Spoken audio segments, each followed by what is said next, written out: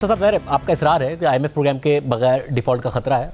बहुत सारे मुआशी तजज़ियाकारों की भी राय है, मगर अब ये भी राय है, ब्लूमबर्ग में भी हुआ कि शॉर्ट टर्म में तो जून तक शायद पाकिस्तान निकाल जाएगा और वो भी आईएमएफ के प्रोग्राम में, मगर उसके बाद फिर जो आगे के 12 महीने वो बहुत मुश्किल होंगे। यानी आईएमएफ प्रोग्राम के बावजूद भी हमें आगे जाके डिफ़ॉल्ट का ख़तरा है। सो होता ये है कि आईएमएफ आपसे ये कहता है या दुनिया आपसे ये कहती है कि या तो आपके पास 3 महीने के इंपोर्ट के फॉरेन एक्सचेंज कवर हो, पाकिस्तान में जैसे कि 6 बिलियन का इंपोर्ट है तो हमको 18 बिलियन या 20 बिलियन होने चाहिए, या फिर आप आईएमएफ प्रोग्राम में होने चाहिए। अगर आप आईएमएफ प्रोग्राम में तो फिर वर्ल्ड बैंक वगैरह के लोन मिल जाते हैं या आपके 20 बिलियन है। अब इस वक्त लग नहीं रहा कि जून के अंदर आपके पास 20 बिलियन के रिजर्व्स होंगे, लेकिन प्रोग्राम ख़त्म हो जाएगा तो मोस्ट लाइकली जो है वो जून के बाद एक मरतबा फिर आईएमएफ के प्रोग्राम में जाना पड़ेगा और आप जुलाई वगैरह में नेगोशिएशन शुरू करेंगे। अगर सितंबर तक एक मरतबा फिर आईएमएफ का 3 साल का प्रोग्राम मुझे नज़र आ रहा है कि होगा, एक और लेना पड़ेगा और उस सूरत में पाकिस्तान इकोनॉमी आगे बढ़ेगी, बगैर डिफॉल्ट के आगे बढ़ेगी। मगर उसके साथ साथ कर्जों का बोझ इतना है कि पाकिस्तान बिजनेस काउंसिल ने भी कहा कि जी सिर्फ आईएमएफ से नहीं काम चलेगा, आप कर्जों को रिस्ट्रक्चर कराइए। कहीं से ये सजेशन आ रही है कि आप रीप्रोफाइलिंग की कम से कम बात कीजिए, टेन्योर बढ़वाइए। इस पर आप क्या कहते हैं? देखिए, पाकिस्तान के कर्ज़ों के स्ट्रक्चर को भी समझने की ज़रूरत है। 40% कर्जा जो है आपका वर्ल्ड बैंक और आईएमएफ का है और एशियन डेवलपमेंट बैंक वाला, जिसको मल्टीलैटरल्स कहते हैं, वो आपको टच भी नहीं करने देंगे। तो 40% कर्जा ये ख़त्म हो गया। 10% कर्जा आपका 3 बायलैटरल कंट्रीज़ ने डिपॉजिट रखे हुए हैं, यूएई, सऊदी एंड चाइना। वो वैसे ही बेचारे री-रोल कर देते हैं, वो मांगते ही नहीं है पैसे। वो हर साल आपको जाना पड़ता है उनको या 2 साल बाद, लेकिन वो री-रोल कर देते हैं, तो वो पैसे ख़त्म हो गए। तो 50% डेट ये हो गई है। उसके बाद आपकी कमर्शियल डेट और जो बॉन्ड्स की डेट है वो तकरीबन 20 बिलियन है, वो आप रीप्रोफाइल करके आगे पीछे कर सकते हैं।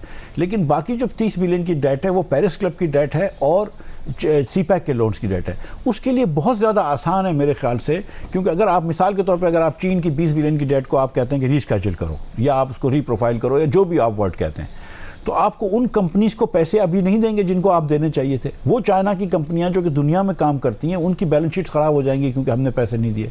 तो इससे बहुत आसान होगा, इसी तरह जापान है, फ्रांस है वगैरह, इससे बहुत आसान होगा कि इनसे हम फ्रेश लोन ले लेंगे। पाकिस्तान के दोस्त मुल्क हैं, चाइना जैसा मुल्क। अगर चाइना हमको इस साल चाइना को 900 मिलियन देने हैं, अगर हमको चाइना 1 बिलियन का चेक काट के दे देता है तो 900 उनको वापस कर देंगे, 100 मिलियन हमें बच जाएंगे। इसी तरह जापान को 400 मिलियन देने, हम उनसे कहेंगे यार हमको 500 मिलियन का एक चेक काट के दे दो, 400 तो उनको हम वापस कर देंगे। तो इस तरह मेरे ख्याल से ये करना ज़्यादा आसान होगा बनिस्बत इसके कि रीस्केड्यूलिंग करें, या वो वर्ड भी बहुत बुरा होता है। और अगर एक चीन, मुत्तहिदा अरब अमारात, इनकी तो गवर्नमेंट्स के लिए कहा जाता है कि अपना इन्फ्लुएंस यूज़ करती हैं जो इनके कमर्शियल इदारे हैं उन पर भी, मगर हमने देखा कि दुबई के जो बैंक्स हैं उन्होंने अपने $1 अरब निकाल लिए। उन्होंने कहा कि जी डबल कर दे रेट तो ठीक है, हालांकि ऑलरेडी लाइबोर प्लस 2.5% था, उन्होंने डबल कर दें। पाकिस्तान ने नहीं किया, वापस गया। चीन की तरफ से था कि कमर्शियल बैंक को पैसे वापस किए थे, वो वापस आएंगे, वो भी अभी तक नहीं आए, हालांकि डार साहब ने दावा किया। तो आ नहीं रहे पैसे कहीं से भी।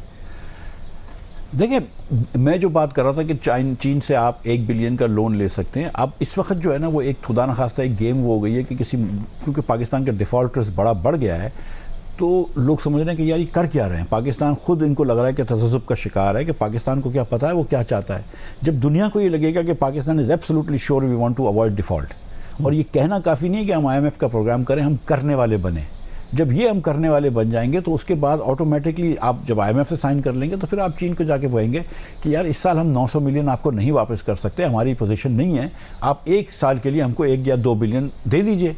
आई थिंक कि पहले भी दे चुके हैं, शायद दे देंगे। इसी तरह आप सऊदी अरब से बात कर सकते हैं, चीन से बात कर सकते हैं, लेकिन थोड़ी सी एफर्ट उनको हमारी तरफ से नज़र आनी चाहिए। अगर उनको ये लग रहा है कि आज हम पैसे दे देंगे और कल ये फिर डूब जाएंगे तो फिर कोई पॉइंट नहीं है देने। यानी कि जो पाकिस्तान की मईशत का हाल है उसके को देखते हुए आईएमएफ प्रोग्राम के बगैर गुजारा नहीं है, और जो बयानात आपने दे दिए हैं उसमें आपका नून लीग के साथ गुजारा नहीं, ऐसी तो कोई बात नहीं है। ये तो सिर्फ खाली राइमिंग सेंटेंस था इसलिए आपने कह दिया, मगर अच्छा राइम हुआ ना।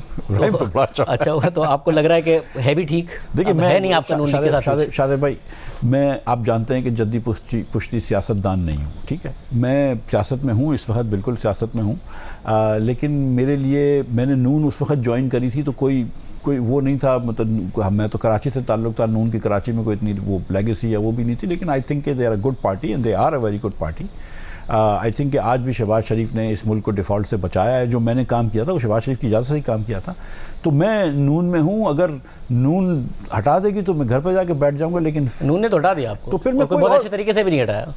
नहीं, वो पार्टी से हटाने की बात कर रहा था, वो नहीं। आप पार्टी में जब तक नून रखेगी, कोई और पार्टी ने रब्ता किया? मैं कोई पार्टी में अगर किसी ने, देखिए मेरी दूसरे दोस्त हैं, लेकिन मैं किसी और पार्टी में नहीं जाऊंगा जब तक नून रखेगी। मैं नून में हूँ, नून नहीं रखेगी तो फिर ऑफर है किसी पार्टी से? छोड़ दें उस बात को, मतलब ऑफर क्या होती है, कोई मतलब कोई जॉब थोड़ी देनी है किसी ने।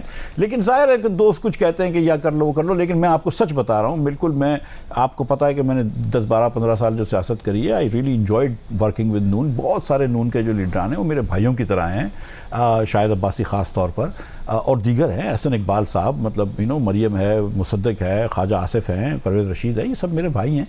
तो मैं किसी और पार्टी में जाने का मुझे कोई इरादा नहीं। मगर अपनी पार्टी को आपका मशवरा यही है कि, क्योंकि नारा ये था कि जी हमने रियासत बचाने के लिए अपनी सियासत दाव पर लगाई है। हाँ जी। मगर अगर अभी सही फैसले नहीं किए तो ना रियासत बचा पाएंगे ना अपनी सियासत बचा पाएंगे। देखिए, मुझसे ज़्यादा सियासत वो सब समझते हैं, मुझे यकीन है इसका, मुझे तो कोई इतनी सियासत नहीं पता, लेकिन मुझे ये पता है कि रियासत बचाने के लिए क्या क्या करना चाहिए। और मैं समझता हूँ कि मैं इकनॉमिक्स बहरहाल थोड़ी बहुत समझता हूँ, और मुझे ये भी पता है कि क्या इक़दामात लेने चाहिए, और वो इक़दामात जो हैं वो अब मुझे अकेले को नहीं पता, पूरे आप किसी भी एनालिस्ट को बुला लेते हैं, वो यही बातें करता है जो मैं बात करता हूँ कि कुछ कुछ फैसले आपने करने हैं, वो नागुज़ीर हैं, अगर वो सियासी तौर पर मुश्किल भी हैं तो वो नागुज़ीर हैं, और अगर नहीं किए तो दूसरा तरफ जो है वो बहुत ज़्यादा अंजाम बुरा है।